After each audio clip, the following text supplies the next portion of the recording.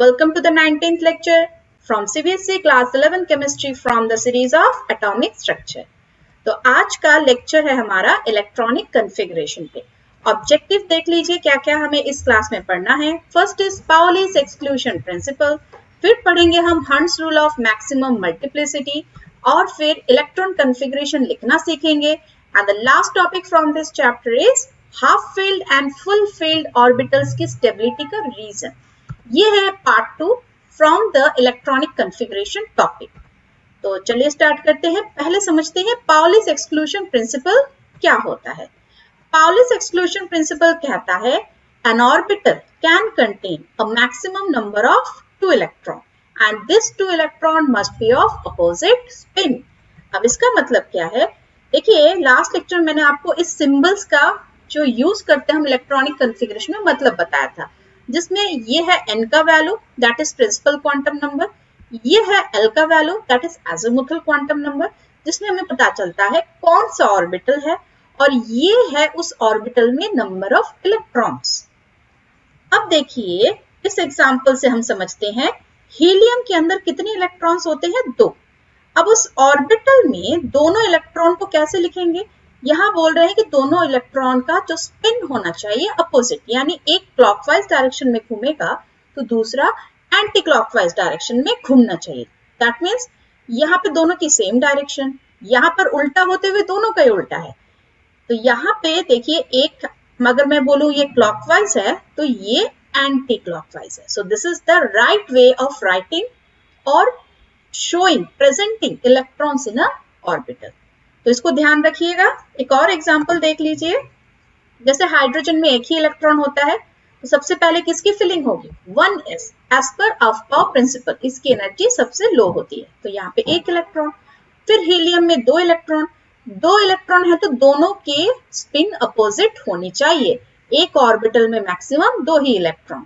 अब लिथियम में atomic number 3 होता है यानी 3 इलेक्ट्रॉन, 1s में 2 हमने पहले ही डाल दिए, फिर 2s में डालेंगे, 3 है तो एक ही इलेक्ट्रॉन। आप इसको ऊपर बनाओ या नीचे बनाओ कोई दिक्कत नहीं है, लेकिन अगर दूसरा होता यानी कि यहाँ पे एक और इलेक्ट्रॉन होता तो दोनों की डायरेक्शन एक दूसरे से अपोजिट होनी चाहिए। So this is Pauli's exclusion principle. Next is Hund's rule of maximum multiplicity. ये रूल क्या कहता है इसको जरा समझने की कोशिश कीजिए। एज पर दिस रूल जो ऑर्बिटल होते हैं P D and F, P D and F में याद कीजिए P में 3 ऑर्बिटल होते हैं, D में 5 ऑर्बिटल होते हैं और F में 7 ऑर्बिटल्स होते हैं। और इन ऑर्बिटल्स की एनर्जी आपस में इक्वल होती है और इन्हें हम बोलते हैं डीजेनरेट ऑर्बिटल्स। जब हम PDF में इलेक्ट्रॉन की फिलिंग करते हैं और हमें ऐसे इक्वल एनर्जी वाले ऑर्बिटल मिलते हैं तब हम क्या करें, किसी के कम नहीं है किसी के ज्यादा नहीं है, तब हमें क्या करना पड़ता है, पहले सारे ऑर्बिटल को सिंगली फिल करना पड़ता है। एक बार सारे सिंगली फिल हो गए विद द सेम स्पिन, फिर हम उनकी पेयरिंग करते हैं। एक बार मैं इसको रीड आउट कर देती हूँ। This rule deals with the filling of electron in the equal energy orbital of the same subshell PD and F. According to this rule, electron pairing in PD and F orbital cannot occur until each orbital of a given subshell contain 1 electron each or is simply occupied by that two with the same spin. Now with this example I will try to explain it more. जैसे देखिए यहाँ पे तो कितने electron है, 4 electron, 2 इसमें आ गए 2 इसमें आ गए, P की जरूरत पड़ी ही नहीं। यहाँ से देखिए स्टार्ट करते हैं, 2 इलेक्ट्रॉन यहाँ आ गए 2 इलेक्ट्रॉन यहाँ आ गए, क्योंकि इसका एटॉमिक नंबर 5 है तो 5th इलेक्ट्रॉन किस पे जाए, इस पे इस पे इस पे किस पे। अब याद कीजिए P में अभी हमने क्या देखा, PDF में जो ऑर्बिटल्स होते हैं उनकी एनर्जी आपस में इक्वल होती है तो किसी को भी एक इलेक्ट्रॉन दे दीजिए। अब यहाँ पे 6 है तो नेक्स्ट इलेक्ट्रॉन आप क्या करोगे, ऐसे डाल दोगे, बट दैट इज रॉन्ग। आपस में सबकी एनर्जी क्या है, इक्वल है। पहले हमें क्या करना पड़ेगा, अगर सबकी एनर्जी इक्वल है तो पहले इन्हें सिंगली ऑक्युपाइड करना पड़ेगा, सिंगली फिल, एक एक करके इनको फिल करो और सबका स्पिन क्या रखो, सेम। अगर अपवर्ड कर रहे हो तो सबका अपवर्ड, अगर डाउनवर्ड कर रहे हो तो सबका डाउनवर्ड। अब ये देखिए 7, इसमें देखिए इन तीनों को सिंगली फिल कर दिया गया है। अब 8 एटॉमिक नंबर जब आया अब हम क्या करें, सिंगली फिल करने के बाद भी एक इलेक्ट्रॉन एक्स्ट्रा है, तो वो एक इलेक्ट्रॉन आप किसी को भी दे सकते हो। क्यों? अगेन सबकी एनर्जी सेम है, सब सिंगली ऑक्युपाइड हो चुके हैं और सब सेम स्पिन के साथ सिंगली ऑक्युपाइड हो चुके हैं। आप पेयरिंग कर सकते हो, किसी की भी पेयरिंग स्टार्टिंग में कर सकते हो। इसका किया हुआ है, आप इसका भी कर सकते हो या फिर किसी इसका भी कर सकते हो। अब 9 जैसे ही आया, इसकी पेयरिंग हमने पहले ही कर दी थी 8 एटॉमिक नंबर के साथ। अब 2 ऑप्शन है, दोनों में से किसी एक की पेयरिंग कर दीजिए और 10 सबकी पेयरिंग डन हो गई। सो this is hertz rule of maximum multiplicity. ये सिंपली एक बात याद रखिएगा, जब भी आपके सामने P, D या F आए, P में 3 ऑर्बिटल, D में 5 ऑर्बिटल और F में 7 ऑर्बिटल, ये जो 3 ऑर्बिटल है, 5 और 7 है, ये सारे ऑर्बिटल की आपस में एनर्जी इक्वल होती है और इनमें इलेक्ट्रॉन को पहले सिंगल सिंगल फिल कीजिए सेम स्पिन के साथ, फिर उनकी पेयरिंग कीजिए। उससे पहले पेयरिंग करना गलत होगा। सो this is done. Next, electron configuration. अब हम आते हैं इलेक्ट्रॉन कन्फिग्रेशन लिखते कैसे हैं। देखिए लिथियम का दिया हुआ है, लिथियम का एटॉमिक नंबर इज 3, 2 पहले 1s पे जाएगा, एक 2s पे, 2p खाली है, 3s खाली है, तो इसको लिखेंगे कैसे? 1s पे कितने इलेक्ट्रॉन है? 2, 2s पे कितने इलेक्ट्रॉन है? 1, बस ये हो गया आपका लिथियम का इलेक्ट्रॉन कन्फिग्रेशन। बेरिलियम में 4, 2 इलेक्ट्रॉन यहाँ, फिर 4th इलेक्ट्रॉन की पेयरिंग यहाँ हो गई, तो 1s पे 2 और 2s में भी 2। ये जो ऑर्बिटल सबशेल है, sp-df जो भी होगा, इसके सर के ऊपर हम लिखेंगे कितने इलेक्ट्रॉन्स उसके अंदर प्रेजेंट है। जैसे बोरोन में 5 इलेक्ट्रॉन, तो देखिए इसमें p का एक फिलअप हुआ है, तो p में क्या लिखेंगे? 1। एक और ऑप्शन भी है, if you remember the number of orbitals और the name of orbitals of p, एक था px, py और एक था pz, तो आप लिख सकते हो, आपने मान लो px की फिलिंग की है पहले, तो px1। और इट इज नॉट मैंडेटरी कि आप हमेशा इसी को फिलिंग करो, आप पहले इधर से ही फिलिंग कर सकते हो, बीच वाला का भी फिलिंग कर सकते हो, there is no restriction over it. Next is carbon. Carbon में आपका क्या हो जाएगा, पहले सिंगली इसको फिल किया फिर इसको, यहाँ पे पेयरिंग नहीं करेंगे, राइट, यहाँ पे पेयरिंग नहीं करेंगे क्योंकि ये सारे ऑर्बिटल डीजेनरेट ऑर्बिटल है, एनर्जी इक्वल है, तो क्या लिखेंगे? 2p 2p 2। फिर नाइट्रोजन में, तो यहाँ पे कितने p में इलेक्ट्रॉन आ गए? 3, और यहाँ पे कितने आ गए? नियॉन में 6। सोडियम में देखिए 2p भर चुका है, अब नेक्स्ट किसको भरेंगे? As per of-power principal 3s को भरेंगे, एक ही इलेक्ट्रॉन है, तो इसको ऐसे लिखो या ऐसे लिखो, कोई दिक्कत नहीं है। बट जब पेयरिंग करेंगे तब दोनों का साइन या फिर स्पिन अपोजिट दिखाने के लिए एक ऐसे दिखाएंगे तो एक ऐसे दिखाएंगे। आप एरो वाइज भी दिखा सकते हो, इसमें कोई रेस्ट्रिक्शन नहीं है। सो अगर आपको समझ में आ गया तो आपके लिए एक definitely thumbs up, because this is very important. Electronic configuration लिखना आगे के चैप्टर्स के लिए ये बहुत इंपॉर्टेंट है, अगर अभी नहीं समझ पाए तो आगे भी दिक्कत होगा। So if you have any doubt even after this session, मुझे कमेंट बॉक्स में जरूर लिखिएगा, मैं इसके लिए अलग से वीडियो बना दूंगी। चलिए अब आते हैं आगे की टॉपिक, जो कि इस चैप्टर का लास्ट टॉपिक है।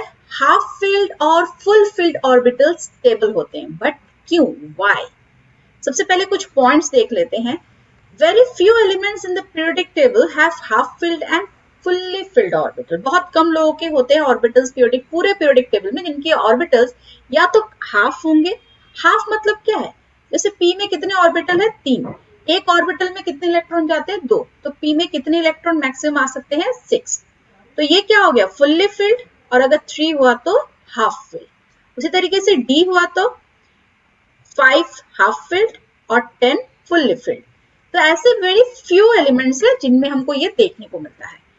Due to half-filled and fully filled orbitals, the atom gets greater stability than other electronic configuration. Half-filled और fully filled ज़्यादा stability देता है। अब इसके पीछे का reason, symmetry and exchange of energy. Symmetry को पहले मैं आपको समझाती हूँ। Symmetry जैसे देख लीजिए, आप एक घर बना रहे हो जिसमें आपने bricks ऐसे वाला यूज किया है, और एक घर आपका फ्रेंड बना रहा है, मान लीजिए उसने ऐसे ऐसे घर यूज किया है जिसमें ब्रिक्स बनाया है उसने कुछ ऐसे। अब बताइए इसमें ज्यादा सिमेट्री है, हर जगह पे इसका शेप सेम है, इसमें देखिए शेप आड़ा टेढ़ा है। दोनों में से कौन सा घर ज्यादा मजबूत होगा? डेफिनेटली ये। सिमेट्री होने से सपोर्ट ज्यादा अच्छा मिलता है और स्ट्रक्चर स्ट्रॉन्ग बनता है। यहां पर भी वही है। और एक्सचेंज एनर्जी ये मैं आपको नेक्स्ट स्लाइड में दिखाती हूँ। तो ये 2 पॉइंट याद रखिएगा, ये पूछा जाता है एमसीक्यू वाइज, बहुत इंपॉर्टेंट है कि सिमेट्री और एक्सचेंज ऑफ एनर्जी के वजह से ही half filled and fully filled orbital सबसे ज्यादा स्टेबल होते हैं। We know that half-filled and fully filled atomic orbital have more symmetry than any other electronic configuration, and this symmetry leads to greater stability of atom. And then इसका मैं आपको एक करके दिखाती हूँ। मान लीजिए ये आपके ऑर्बिटल्स हैं, फॉर एग्जाम्पल ये 2px, ये 2py, ये 2pz, सब में हमने सिंगल सिंगल इलेक्ट्रॉन फिल कर दिया। अब p में मैक्सिमम कितने आ सकते हैं? 6, तो अभी कितने हैं? 3, तो this is half filled orbital, right. अब एक दूसरा एग्जांपल लेते हैं, अगेन 2px, 2py, 2pz के हिसाब से लेते हैं। पहले इनको हाफ फिल्ड किया, फिर इनको फुल फिल्ड कर दिया, तो जितने इलेक्ट्रॉन इसमें आ सकते थे सब आ गए। So this is fully filled and this are very very stable due to symmetry and exchange of energy. अब मैं आपको दिखाती हूँ 2 बहुत इंपॉर्टेंट एग्जाम्पल जिनमें हमें हाफ फिल्ड और फुल्ली फिल्ड देखने को मिलता है। एक है क्रोमियम, जिसमें हमें हाफ फिल्ड देखने को मिलता है इन 3D सबशेल, और दूसरा है कॉपर, जिसमें हमें फुल्ली फिल्ड देखने को मिलता है इन 3D सबशेल। देखिए, एज पर ऑफ प्रिंसिपल जब हम इलेक्ट्रॉन्स की फुलफिलिंग करेंगे तो ऐसे फिल करेंगे, तो लास्ट में आएगा 4s2 3d4। बट यहाँ पे क्या हो जाता है, एक इलेक्ट्रॉन 4s2 से 3d4 में जंप कर जाता है और ये बन जाता है 4s1 से 3d5। अब देखिए 3d5 क्या हो गया? Half filled. हाफ फिल्ड होने की वजह से क्या आ गई? सिमेट्री। और ये जो इलेक्ट्रॉन यहाँ जंप किया, इसकी वजह से एक्सचेंज ऑफ एनर्जी होता है and this makes it very stable. Similarly copper में भी 29 Cu29 expected is this 4s2 and 3d9। देखिए एक इलेक्ट्रॉन अगर आ जाए तो 3d को क्या मिल जाएगा? फुल फिल्ड वाला कंफिगरेशन। तो वही होता है, 4s2 में से एक इलेक्ट्रॉन 3d9 में जाता है और ये बन जाता है 4s1 3d10। चलिए इसके साथ ही आपका चैप्टर हो जाता है खत्म। सो अगर आपको अच्छा लग रहा है वीडियो तो जरूर से चैनल को लाइक कीजिए, शेयर कीजिए, सब्सक्राइब कीजिए। और नेक्स्ट लेक्चर एक सीरीज आएगा जिसमें हम एनसीईआरटी के प्रॉब्लम्स की सॉल्व करेंगे from the chapter atomic structure. Till then, thank you very much for watching reaction tube by Shomitra Chakraborty.